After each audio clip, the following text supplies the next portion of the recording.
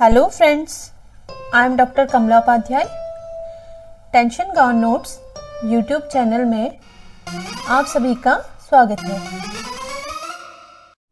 Students, आज का lecture hormones के केमिकल स्ट्रक्चर और हार्मोन्स किस तरह से बनाए जाते हैं, उनका स्टोरेज कहाँ होता है, उनका स्राव किस तरह से होता है और उनके गुणों के बारे में है। तो चलिए शुरू करते हैं। तो चलिए सबसे पहले हम देखें कि केमिकल स्ट्रक्चर हार्मोन्स का किस तरह का है, या फिर केमिकल स्ट्रक्चर के बेस पे हम हार्मोन्स को कितनी तरह से क्लासिफाई कर सकते हैं। तो इसके क्लासिफिकेशन के लिए हम या तो इनका केमिकल स्ट्रक्चर देखेंगे, या फिर ये किस जगह से या किस ग्लैंड से ये ओरिजिनेट हो रहे हैं उसके बारे में हम देखेंगे। तो इस तरह से हम इसका सिंपली हार्मोन्स का क्लासिफिकेशन करते हैं। तो अगर हम इनको इनके स्ट्रक्चर वाइज अगर हार्मोन को देखें तो इनको 3 जनरल क्लासेस में इनको डिवाइड किया गया है। तो सबसे पहली क्लासेस में प्रोटीन्स एंड पॉलीपेप्टाइड हार्मोन की। इसमें जो हार्मोन आते हैं वो बेसिकली एंटीरियर पिट्यूटरी ग्लैंड से और पोस्टीरियर पिट्यूटरी ग्लैंड से सिक्रीट किए जाते हैं, या वहाँ से इन प्रोटीन्स और पॉलीपेप्टाइड वाले हार्मोन्स का स्राव होता है। साथ ही जो पेनक्रियाज है, पेनक्रियाज में जो इंसुलिन जो हार्मोन है और साथ ही ग्लूकागॉन है, ये भी प्रोटीन और पॉलीपेप्टाइड हार्मोन्स के अंदर आता है। और ऐसे ही पैराथायरॉयड ग्लैंड का जो पैराथायरॉयड हार्मोन है और इसके अलावा कुछ और भी हार्मोन्स हैं, वो सभी प्रोटीन और पॉलीपेप्टाइड हार्मोन में रखे जाते हैं। ठीक है, अब देखो क्या लिखा है, most of the hormones in the body are polypeptides and protein. Okay, यानी कि ज़्यादातर जो हमारी बॉडी के जो हार्मोन है वो पॉलीपेप्टाइड्स हैं या फिर प्रोटीन है। और ये हार्मोन छोटे पॉलीपेप्टाइड वाले भी हो सकते हैं, यानी कि वो पेप्टाइड्स जिनमें सिर्फ 3 अमाइनो एसिड से मिलकर के ये स्मॉल पेप्टाइड वाले हार्मोन बनते हैं।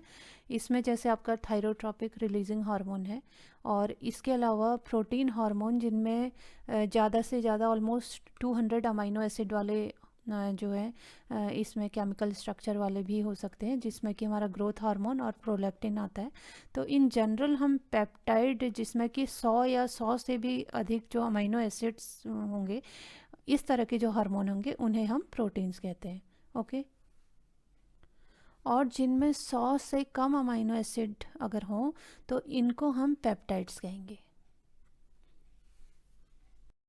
इसके बाद जो नेक्स्ट कैटेगरी आती है हार्मोन्स की, वो है स्टीरॉयड हार्मोन्स की। और ये हार्मोन बेसिकली एड्रिनल कॉर्टेक्स से निकलने वाले कॉर्टिसोल और एल्डोस्टेरोन हार्मोन है। इसके अलावा ओवरीज से जो एस्ट्रोजन और प्रोगेस्टेरोन हार्मोन निकलते हैं, ये भी स्टीरॉयड हार्मोन्स होते हैं। इसी तरह से टेस्टिस से टेस्टोस्टेरोन और प्लेसेंटा से निकलने वाला एस्ट्रोजन और प्रोगेस्टेरोन, ये हार्मोन स्टीरॉयड हार्मोन के अंदर आते हैं। इसके अलावा जो तीसरी तरह के हार्मोन्स हैं वो अमाइनो एसिड डेरिवेटिव हार्मोन्स है। ये बेसिकली थायराइड ग्लैंड से सिक्रीट होने वाला टायरोसिन हार्मोन, और इसके अलावा एड्रिनल मेड्यूला से सिक्रीट होने वाले एपिनेफ्रिन और नॉर एपिनेफ्रिन इस कैटेगरी में रखे गए हैं। आइए अब जानें कि किस तरह से पॉलीपेप्टाइड और प्रोटीन हार्मोन्स का सिंथेसिस यानी कि कैसे बनाए जाते हैं, इनका स्टोरेज कहाँ पे किया जाता है और इनका सिक्रीशन किस तरह से किया जाता है। तो सबसे पहले हम जानेंगे कि प्रोटीन और पॉलीपेप्टाइड हार्मोन्स का जो सिंथेसिस है वो सेम तरह से होता है, और यानी कि एक ही तरह से होता है। और इसको करने में यानी कि इनको बनाने में जो स्टेप्स इन्वॉल्व हैं उसमें सबसे पहले आता है pre pro hormone synthesis. Okay, यानी कि सबसे पहले बायोलॉजिकली हमारी जो बॉडी हमारी क्या करेगी, जो इनएक्टिव प्रोटीन्स हैं जिसको कि हम प्री प्रो हार्मोन्स कहते हैं, उनको पहले बनाती है। उसके बाद जो नेक्स्ट स्टेप है उसमें आएगा formation of smaller pro hormones. अब इसमें क्या होता है कि जो प्री प्रो हार्मोन्स हैं इनको तोड़ा जाता है, और तोड़ने के बाद जो केमिकल स्ट्रक्चर जो बनेगा उसको हम कहेंगे प्रो हार्मोन्स, या जो हार्मोन बनेगा उसे हम कहते हैं प्रो हार्मोन। और ये प्रोसेस एंडोप्लाज्मिक रेटिकुलम के अंदर होती है। इसके बाद इन प्रो हार्मोन्स को वेसिकल्स के फॉर्म में यानी कि छोटी छोटी थैलियों के अंदर इनको ट्रांसफ़र किया जाता है। और ये जो ट्रांसफ़र की जो प्रोसेस है वो गोल्जी एपरेटस के थ्रू होती है, यानी कि गोल्जी एपरेटस में इन प्रो हार्मोन्स को इनको पैक करने के लिए भेजा जाता है, जहाँ से कि छोटे छोटे सिक्रेटरी वेसिकल्स के फॉर्म में ये निकलते हैं। उसके बाद जो नेक्स्ट जो स्टेप है उसमें action of enzyme in the vesicle, यानी कि अब जो ये सिक्रेटरी वेसिकल्स बन गए हैं इनके अंदर एंजाइम्स होते हैं। ये एंजाइम्स क्या करेंगे, ये एंजाइम्स जो प्रो हार्मोन्स हैं इनको तोड़कर इनको छोटे बायोलॉजिकली एक्टिव हार्मोन्स और इनएक्टिव फ्रेगमेंट्स के रूप में इनको प्रोड्यूस करते हैं या बनाते हैं, तोड़ते हैं। नेक्स्ट जो स्टेप आएगी उसमें है इनका storage of vesicles with in cytoplasm, यानी कि अब जो ये वेसिकल्स जिनके अंदर हमारे हार्मोन्स हैं वो उसका स्टोरेज जो ये सिक्रेटरी जो वेसिकल्स हैं ये करेंगे। इन वेसिकल्स को फिर साइटोप्लाज्म में इनको स्टोर कर दिया जाता है, जहाँ पे ये तब तक बने रहेंगे जब तक कि इनकी नीड नहीं होती है। ओके, यानी कि जब भी बॉडी को इनके स्राव की ज़रूरत होगी तभी ये आगे जाके एक्टिव होंगी। ओके, अब जो नेक्स्ट इसके बाद का जो स्टेप आएगा वो है सिक्रीशन ऑफ दी हार्मोन, यानी कि अब उनके अगर बॉडी को उसके स्राव की ज़रूरत है तो वो तब क्या होगा कि जो ये हार्मोन्स हैं ये इंटरस्टिशियल फ्लूइड या फिर डायरेक्टली ब्लड स्ट्रीम में ये एक्सोसाइटोसिस के थ्रू सिक्रीट कर दिए जाते हैं या इन वेसिकल से बाहर कर दिए जाते हैं। तो ये कुछ स्टेप्स इन्वॉल्व हैं इनके सिंथेसिस, स्टोरेज एंड सिक्रीशन में। इस स्लाइड में आपको फ्लो चार्ट के माध्यम से पॉलीपेप्टाइड और प्रोटीन हार्मोन का सिंथेसिस, स्टोरेज और सिक्रीशन दिखाया गया है। जो प्रोसेस हम अभी जस्ट इसके पहले वाली स्लाइड में हमने समझी, तो इसको आप आसानी से इस फ्लो चार्ट के माध्यम से इसको समझ सकते हैं और ये याद करने में भी आपको आसानी रहेगी इससे। तो देखिए, जैसा मैंने आपको बताया कि जो बायोलॉजिकली इनएक्टिव प्रोटीन है वो इससे सबसे पहले क्या होगा, हार्मोन्स को बनाने के लिए प्री प्रो हार्मोन्स में इनको कन्वर्ट किया जाता है। उसके बाद इन प्री प्रो हार्मोन को छोटे छोटे फॉर्म में इनको तोड़ा जाता है और ये प्रोसेस क्या होगी, कहाँ पे होगी, एंडोप्लाज्मिक रेटिकुलम में। ओके, एंडोप्लाज्मिक रेटिकुलम में इन प्री प्रो हार्मोन्स को प्रो हार्मोन्स के फॉर्म में इनको तोड़ा जाएगा। फिर यहाँ से इनको ट्रांसफ़र किया जाता है गोल्जी एपरेटस में।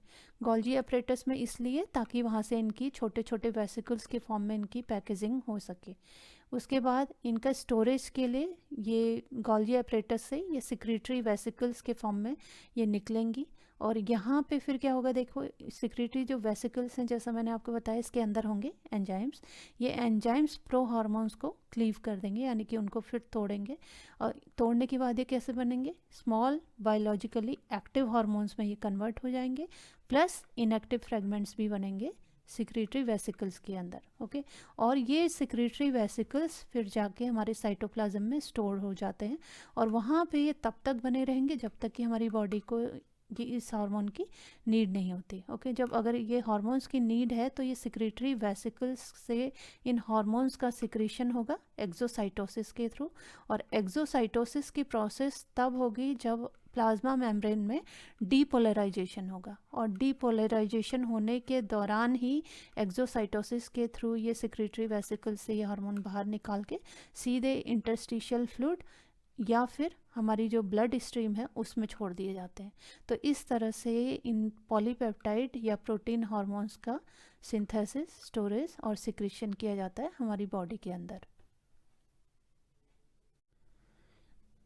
इस सेगमेंट में आपको वही सिक्रीशन बताया गया है कि सिक्रीशन ऑफ हार्मोन कैसे होगा, तो वो मैंने आपको पिछली स्लाइड में बता दिया है कि डीपोलराइजेशन यानी कि प्लाज्मा मेम्ब्रेन के डीपोलराइजेशन की वजह से ये स्टिमुलेट करेगा एक्सोसाइटोसिस को, और एक्सोसाइटोसिस की जो प्रोसेस है जिसमें कि डीपोलराइजेशन ऑफ प्लाज्मा मेम्ब्रेन है ये तभी होगी जब हमारे साइटोप्लाज्म में यानी कि सेल के साइटोप्लाज्म में कैल्शियम का कंसंट्रेशन बढ़ जाएगा। ओके, इसी की वजह से डीपोलराइजेशन होगा प्लाज्मा मेम्ब्रेन का और ये स्टिमुलेट करेगी एक्सोसाइटोसिस को। तो इस तरह से जो हार्मोन्स हैं उसका सिक्रीशन होगा। इसके अलावा student endocrine cell surface receptors का स्टिमुलेशन भी जो है ये इंक्रीज करता है साइक्लिक एडिनोसिन मोनोफॉस्फेट, और इसके अलावा प्रोटीन काइनेजेस को ये एक्टिवेट करता है जिसकी वजह से हार्मोन सिक्रीशन होता है। इसके अलावा स्टूडेंट जो पेप्टाइड हार्मोन्स हैं ये वाटर सॉल्युबल हैं, तो इस वजह से हमारी बॉडी इसको सीधे अलाउ करती है कि इन्हें सीधे सर्कुलेटरी सिस्टम में इजीली इनको एंटर किया जा सकता है क्योंकि ये वाटर सॉल्युबल है, जहाँ से कि ये टारगेट टिश्यू तक ले जाए जाते हैं। अगला जो हार्मोन है वो है steroid hormone. So student, steroid hormone का जो सिंथेसिस है वो कोलेस्ट्रॉल से किया जाता है और स्टीरॉयड हार्मोन बॉडी में स्टोर नहीं होते हैं। ओके, क्योंकि इनका स्ट्रक्चर कोलेस्ट्रॉल से मिलता है, यानी कि इनका केमिकल स्ट्रक्चर कोलेस्ट्रॉल से मिलता है, इस वजह से ये कोलेस्ट्रॉल से सिंथेसाइज किए जाते हैं और ये लिपिड सॉल्युबल होते हैं, यानी कि लिपिड में आसानी से घुल सकते हैं। तो समझ लीजिए कि लिपिड सॉल्युबल होने की वजह से हमारी प्लाज्मा मेम्ब्रेन से आसानी से बाहर निकल सकते हैं। आइए अब देखें कि स्टीरॉयड हार्मोन का स्टोरेज कैसे किया जाता है। तो यूजुअली स्टूडेंट जो स्टीरॉयड हार्मोन है ये बहुत ही छोटे अमाउंट में या कम मात्रा में स्टीरॉयड बनाने वाली जो एंडोक्राइन सेल्स हैं इनके थ्रू स्टोर की जाती हैं, और इसके जो लार्ज स्टोर हैं वो कोलेस्ट्रॉल एस्टर्स के फॉर्म में साइटोप्लाज्म के जो वैक्यूल्स हैं वहाँ पे रहते हैं, और ये वहाँ से तब मोबिलाइज होंगे जब स्टीरॉयड सिंथेसिस के लिए कोई स्टिमुलस प्लाज्मा मेम्ब्रेन के जो रिसेप्टर हैं वहाँ पे आकर के जुड़ता है। और ज़्यादातर जो कोलेस्ट्रॉल है वो इन स्टीरॉयड बनाने वाली सेल्स में वो प्लाज्मा से आता है, क्योंकि प्लाज्मा हमारी जो प्लाज्मा मेम्ब्रेन है वो कोलेस्ट्रॉल की बनी हुई है, इस वजह से। इसके अलावा स्टूडेंट जो कोलेस्ट्रॉल है इसका सिंथेसिस डिनोवो सिंथेसिस, यानी कि इस कॉम्प्लेक्स मॉलिक्यूल का सिंथेसिस जो सिंपलेस्ट मॉलिक्यूल है उनसे भी किया जाता है इन स्टीरॉयड प्रोड्यूसिंग सेल्स के अंदर। स्टीरॉयड हार्मोन्स का सिक्रीशन, यानी कि जब बॉडी को स्टीरॉयड हार्मोन की नीड होती है तो ये आसानी से सेल मेम्ब्रेन में डिफ्यूज़ करके ये ब्लड स्ट्रीम में पहुंचा दी जाती हैं, क्योंकि ये लिपिड सॉल्युबल है और हमारी जो सेल मेम्ब्रेन है वो भी लिपिड्स की बनी हुई है, इस वजह से। इस स्लाइड में आपको स्टीरॉयड हार्मोन्स का सिंथेसिस, उसका स्टोरेज और सिक्रीशन दिखाया गया है। तो जैसा कि मैंने आपको बताया कि स्टीरॉयड हार्मोन का सिंथेसिस कोलेस्ट्रॉल से किया जाता है, और इनको स्टोर करने के लिए जो स्टीरॉयड बनाने वाली एंडोक्राइन सेल्स हैं वहाँ पे ये स्टोर रहती हैं, या फिर डायरेक्टली कोलेस्ट्रॉल प्लाज्मा जो हमारी मेम्ब्रेन है वहाँ से भी ये आता है। इसका सिक्रीशन मैंने आपको बताया था कि बहुत आसानी से सेल मेम्ब्रेन से हो जाता है, क्योंकि ये लिपिड सॉल्युबल हार्मोन है, इस वजह से। और वहाँ से ये सीधे फिर हमारे इंटरस्टिशियल फ्लूइड और उसके बाद ब्लड में से छोड़ दिया जाता है, जहाँ से कि ये फिर अपने टारगेट ऑर्गन तक या टारगेट ग्लैंड तक ये पहुँच जाती हैं और वहाँ पे अपना इफ़ेक्ट क्रिएट करती हैं। अगली जो कैटेगरी है हार्मोन्स की वो है एमीन हार्मोन्स की। इनका सिंथेसिस, स्टोरेज और सिक्रीशन देखते हैं किस तरह से होता है।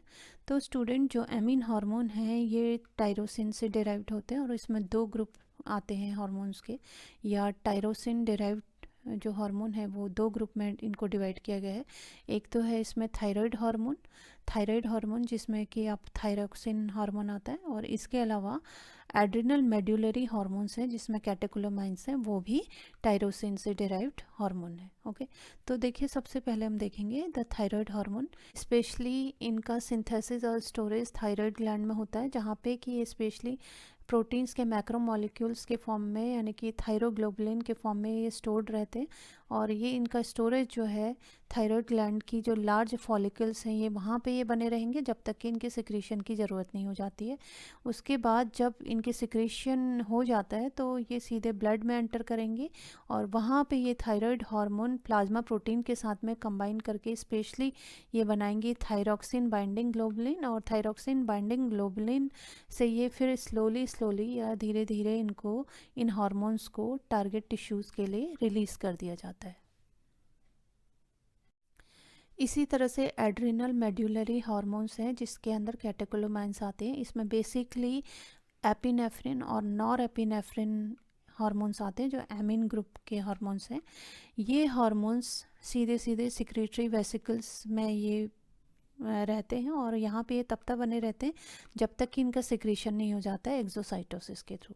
और बेसिकली सभी का, जितने भी अभी तक हमने हार्मोन्स का क्लासिफिकेशन पढ़ा, सभी की एक तरह से सिक्रीशन की जो प्रोसेस है वो सिमिलर ही है। वो सीधे ब्लड में उनको छोड़ दिया जाता है, जहाँ से कि वो अपने टारगेट टिश्यू में पहुँच के वो अपना इफेक्ट क्रिएट करते हैं। आइए अब हार्मोन्स की जनरल प्रॉपर्टीज़, यानी कि जनरल इनके जो गुण हैं वो देख लें। तो सबसे पहले है कि हार्मोन्स जो हैं वो लो मॉलिक्यूलर वेट वाले होंगे। उसके अलावा ये आसानी से सॉल्युबल होते हैं। ओके, तीसरा इनका जो गुण है वो है ये ब्लड वेसल से आसानी से डिफ्यूज़ हो सकते हैं, यानी कि आसानी से निकल सकते हैं। चौथी जो प्रॉपर्टी है हार्मोन्स की वो ये है कि हार्मोन्स को बॉडी में कहीं भी इनको स्टोर नहीं किया जा सकता है सिवाय उस ग्लैंड के जहाँ से कि ये बनते हैं। पांचवा जो इनका गुण है वो ये है कि हर एक हार्मोन की हाफ लाइफ होती है। जैसे थायरॉक्सिन की 6 दिन, इसी तरह से कॉर्टिसोल की 60 से लेके 100 मिनट्स इसकी हाफ लाइफ है। इसके अलावा कुछ फिजियोलॉजिकल फंक्शंस हमारी बॉडी में होते हैं जो एक से ज़्यादा हार्मोन्स के थ्रू कंट्रोल में रहते हैं। अगली जो इनकी प्रॉपर्टी है वो है certain hormones act at specific organ और सेल, यानी कि कुछ हार्मोन्स क्या है स्पेसिफिक सेल्स या ऑर्गन पे ही जाकर के ये एक्ट करेंगे, जिससे कि हम इनका टारगेट टिश्यू या टारगेट ऑर्गन कहते हैं। यानी कि जैसे एंटीरियर पिट्यूटरी ग्लैंड से अगर गोनेडोट्रोपिन निकल रहा है तो वो ब्लड के थ्रू तो सभी जगह जाएगा, लेकिन वो एक्ट करेगा जो गोनेड्स हैं वहाँ की सेल्स पे या गोनेड्स पे ही वो एक्ट करेगा। इसीलिए लिखा है certain hormones act at specific organ और सेल्स। ओके, इसके अलावा जो अगला इनकी प्रॉपर्टी वो है secretions of all the hormones are regulated. Okay, यानी कि हर एक हार्मोन का जो सिक्रीशन है वो उसका रेगुलेशन होता है, यानी कि वो अपने आप से नहीं निकल रहे हैं, अपने आप से उनका कंट्रोल ऐसे ही नहीं हो रहा है। ओके, इसके लिए 2 तरह के रेगुलेटरी मैकेनिज्म है बता रहे हैं, जिसे हम कहते हैं positive feedback mechanism and negative feedback mechanism. इसको हम लोग पहले ही इससे पहले जो पार्ट हैं हार्मोन्स के बारे में जो आ चुके हैं टेंशन गॉन नोट्स में, वहाँ पे हम इसको समझ चुके हैं। ओके, अगर आपको इनको समझना है positive feedback mechanism and negative feedback mechanism, तो आप उन वीडियोस को देख करके इसको समझ सकते हैं। इसके अलावा जो अगला जो इनकी प्रॉपर्टी है वो हाइपोसिक्रीशन और हाइपर सिक्रीशन ऑफ हार्मोन में lead to endocrine disorder. Hypo यानी कि अगर किसी भी हार्मोन का कम सिक्रीशन हो रहा है, हाइपर या फिर ज़्यादा हो रहा है। ओके, तो इसकी वजह से जो हमारी बॉडी में जो भी डिसऑर्डर होगा वो उसे हम कहेंगे एंडोक्राइन डिसऑर्डर, क्योंकि वो एंडोक्राइन ग्लैंड की वजह से हो रहा है। ठीक है, इसके लिए एक एग्जांपल जैसे हमने दिया है डायबिटीज़ मेलाइटस। इसके अलावा भी और भी डिसऑर्डर्स हैं जो आप इसमें लिख सकते हैं। चलिए आगे देखें इसकी प्रॉपर्टी नेक्स्ट स्लाइड में। इसके अलावा कुछ हार्मोन्स का यूज़ जो है कुछ बीमारियों को या कुछ हार्मोनल डिसऑर्डर्स को ट्रीट करने के लिए भी किया जाता है, जैसे इंसुलिन है। इंसुलिन का यूज़ हम डायबिटीज़ मेलाइटस को मेंटेन करने के लिए या इस बीमारी को दूर करने के लिए या इस डिसऑर्डर को दूर करने के लिए हम इंसुलिन का यूज़ करते हैं। इसके अलावा नेक्स्ट जो है वो है hormones undergo continuous degradation and replacement. Okay, यानी कि हार्मोन्स का लगातार उनका टूटना होता है, यानी कि हार्मोन्स टूटते रहते हैं और वो रिप्लेस होते रहते हैं। यानी कि एक बार जो हार्मोन बन के एक जगह आ गया है तो वो टूटेगा और उसका यूज़ होने के बाद फिर से वही हार्मोन फिर से बॉडी बनाएगी और फिर से उसका रिप्लेसमेंट होगा। ठीक है, तो वही बात यहाँ पे बताई गई है। नेक्स्ट जो हार्मोन्स की प्रॉपर्टी है वो ये है कि हार्मोन्स आर नॉट कंज्यूम्ड और utilised in the process of function और action produce by them. Last जो हार्मोन का कैरेक्टरिस्टिक है वो ये है कि हर एक हार्मोन का अपना डिफरेंट कैरेक्टरिस्टिक होता है, अपना डिफरेंट उसका एक ड्यूरेशन होता है बॉडी में बने रहने का। इसके अलावा उसके बनने की प्रक्रिया डिफरेंट होती है और इसके अलावा उसका कंट्रोल फंक्शन डिफरेंट होता है। तो ये था स्टूडेंट आज का lecture chemical structure, synthesis, storage, secretion and properties of hormones पे। आई होप कि आपको ये लेक्चर समझ में आया होगा और आप अपनी स्टडीज़ में अच्छा करेंगे। Thank you.